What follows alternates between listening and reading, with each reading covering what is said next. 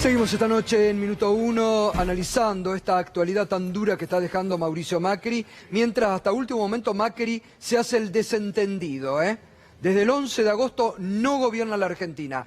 No hay un acto anunciado por algún ministro, no hay ninguna función de gobierno anunciada por un ministro. Están desaparecidos en acción. Hoy sí tuvieron la posibilidad de ir a reunirse todos allí al Centro Cultural, no para hablar de gestión, la pésima gestión que están dejando, sino para tratar de entronizarlo como líder de la oposición cuando desde el propio espacio lo están cuestionando severamente y en el propio PRO está todo roto, todo mal con Macri y con Marcos Peña. No hay que olvidarse de Marcos Peña, no hay que olvidarse de Marcos Peña. Doctor, hablamos, me acuerdo en su momento en la radio que usted estaba en Lima cuando estaba el redactor, ¿no? Y que hubo otras instituciones argentinas que hicieron también este marco de denuncia, ¿no? Sí, bueno, este informe es consecuencia y bastante rápida para los estándares de Naciones Unidas de una reunión que tuvimos en Lima en el mes de julio, en donde estuvo José Schulman por la Liga de Derechos Humanos, Ajus de La Plata y yo estuve en representación de Iniciativa Justicia. Claro. Ahí se dio información, pero bueno, el informe es una reacción muy contundente y muy rápida a esa primera reunión, ¿no? Roberto, hablábamos la hora anterior con Carlos Leiva, ¿no? Que fue un poco el que articuló el acuerdo. Helvar, ¿sí? Exactamente, viceministro de Helvar, ¿no? Y él decía, bueno, se pudo hacer porque hubo convicción política, había amistad política, había consensos políticos para hacer ese acuerdo que fue muy beneficioso mientras Perón estaba vivo. ¿Crees que puede haberlo ahora a partir de la asunción de Alberto Fernández? Yo creo que primero la coalición política que dio nacimiento a la unidad del peronismo, que reunió las vertientes del peronismo, es un buen punto de partida y una muy buena plataforma. Y segundo, me parece que hay consenso en el sector del empresariado, en el sector sindical, que hay que tener un aterrizaje suave a partir de un gran acuerdo económico-social. El Pacto Social del 73-74 dejó el emblemático año 74, que fue el mejor recordado para la clase trabajadora, en donde se lo quiera mirar. Es el último, además se lo recuerda con nostalgia, porque fue el último tan bueno en términos de desempleo, distribución del ingreso, caída de la pobreza. Fue un shock de reactivación muy importante.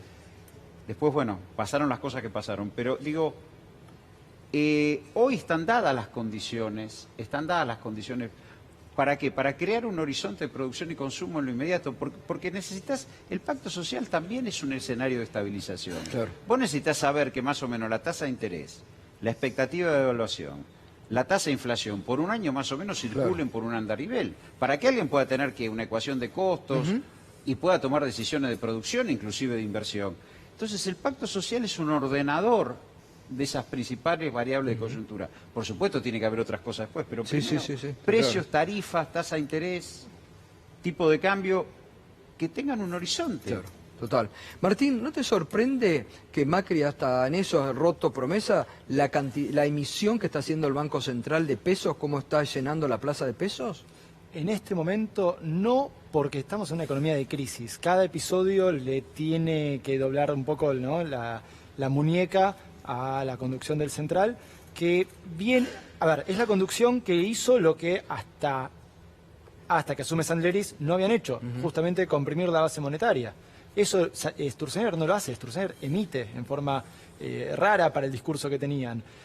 Sanderis hace rápidamente el ajuste monetario que no se había hecho hasta entonces y por eso también está en ese sentido jugando en contra de una recuperación económica. Pero ahora, en este contexto de crisis, ya saliendo el gobierno y sin el límite de tener que jugar electoralmente, fíjate que en la última semana tenemos un cepo, super cepo, una reversión del cepo, y efectivamente ahora un relajamiento de la meta de base monetaria. No te sorprende, pero va en contra de todo lo que dicen.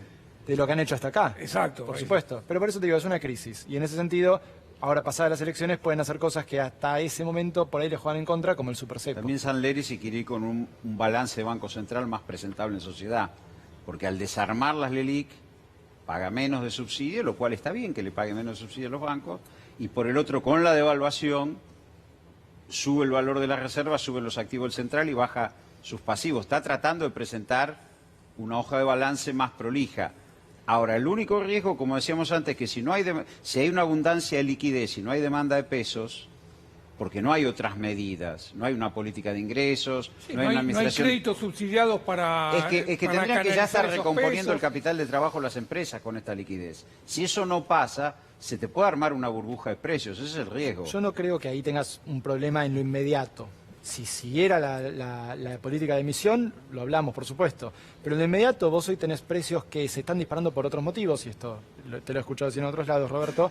Sí. Dólar y tarifas. Los precios regulados son los que te van a marcar la inflación de noviembre, y el dólar te está pegando todavía, por ejemplo, en alimentos. Sí. Eso no quita que, por ejemplo, la semana pasada los precios se desaceleraron de la mano de este super cepo, porque en definitiva todo el mundo fue a comprar dólares, el resto de los precios, entre una cosa y otra, se calmaron en la medición que hacemos en el IPSIS semana a semana. La semana pasada tuvimos 0,3% de aumento, que es la más baja desde las PASO.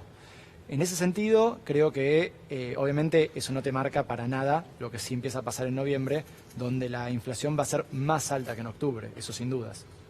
¿Por qué? ¿Más Y porque alta en tenés- noviembre que en octubre? Y porque tenés, además de alimentos, y hay que ver qué pasa con el fin de los precios esenciales, hay que ver qué pasa con el fin de los 90 días de regulación, en teoría, ¿no? Hubo un aumento en el medio de las naftas, pero además tenés prepagas, tenés celulares, Sí, claro, tenés claro, una batería de aumentos, Sí, está además claro. de la inercia que ya traías. Sí, Por sí. ahora, comparto. Donde se va a ver es en la brecha contado con liqui y dólar oficial, si hay un exceso de dinero en el mercado. Ahí es donde va a presionar. Y por eso pudieron emitir. Por ahora no está pasando. Por eso pueden emitir, porque el supercepo Ahora, inhabilita otra vía de salida. también todos los males que Macri decía que iban a pasar y el periodismo oficialista si ganaba Alberto Fernández no han pasado. Decía el dólar se va a disparar, va a explotar todo. Todos los males tanto pasan por Macri, Bueno, digo. claro, ahí está, ¿no? Todos los males pasan por Macri, justamente, Es ¿no? el primer presidente que no puede reelegir. Sí, sí, está claro. Es un golpe político. Digo, esto que dicen dejaron todo bien. Habría que preguntarle por qué no pudo reelegir. Sí, sí, sí, Con sí. un apoyo internacional gigantesco, que no tuvo nadie. Sí, sí. ¿Ustedes tienen alguna respuesta para eso? ¿Por qué no puede reelegir? Sí. Yo creo que, fíjate, la campaña de Macri en lo económico se basó en asustar un poco con lo que podía hacer Cristina Fernández, poniendo el foco en el kirchnerismo y no viendo, de hecho, esa unidad del peronismo, que iba más allá del kirchnerismo, ¿no? Pero qué difícil que era entusiasmar a alguien con un programa económico de Macri. Si en definitiva, en los primeros 4 años Claro. logró los resultados que logró, que Roberto empezaba a describir, ¿no? 3 de 4 años de caída, un aumento de la pobreza, de la indigencia, del desempleo, una aceleración de la inflación, y podríamos seguir. La verdad que el resultado económico es muy malo, y la promesa de acelerar eso no creo que entusiasmara a ningún sector social, a ninguno realmente. Está bien. Está bueno porque dice que no es solo lo que hizo, sino lo que prometió que iba a decir. Aunque después en el final de la campaña Macri dijo, no, ahora viene la etapa del crecimiento, ahora viene la etapa de recomponer el salario, ahora viene generando esta idea de que se quiere apropiar de todo lo que pase bueno de acá en adelante, ¿no? Porque el final de la campaña e incluso el documento de los 8 puntos lo que plantea es, nos vamos a apropiar de todo lo bueno que venga, vamos a decir que es gracias a lo que hicimos nosotros. Bueno. Ese es el planteo con el que se despide. Me parece que no resiste ningún No análisis. resiste el menor análisis, salvo para el periodismo oficialista que va a acompañar todavía, ¿no? Bueno, penoso totalmente. Roberto, muchas gracias, gracias No, Martín, gracias. doctor, gracias doctor, vamos a seguir Gracias con por el la tema. invitación. ¿Cómo reaccionó? La respuesta se fue a verlo a Batman, Patricia Bullrich. Fue una respuesta típica de Patricia Bullrich, ¿no? Lo importante es que va a tener que responder a la justicia. Era una ministra que se iba intocable, ella se consideraba la mejor ministra del gabinete de Macri, y se va con una denuncia penal y con una imputación justamente donde no es un sesgo ideológico, sino que hay un trasfondo de negocio inmobiliario atrás. Por lo tanto, esa aureola que ella pretendía, evidentemente se cae y va a tener que responder a la justicia. Gracias. Última pausa, ya volvemos con más información,